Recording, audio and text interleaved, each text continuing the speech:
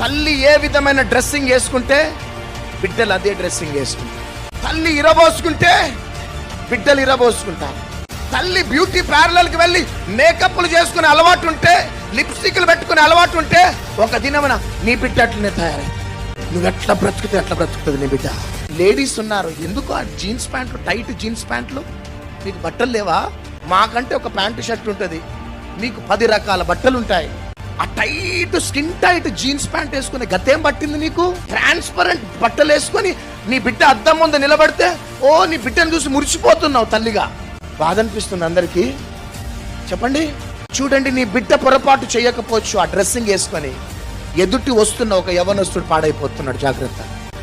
నేనేం చేస్తలేను అంకుల్, నాకు ఎటువంటి ఆలోచన లేదు అనుకుంటున్నావేమో బిడ్డ. కానీ నువ్వు ఆ డ్రెస్సింగ్ వేసుకొని నువ్వు కాలేజ్కి వెళ్ళగానే 10 మంది యవ్వనస్తులు నిన్ను చూసి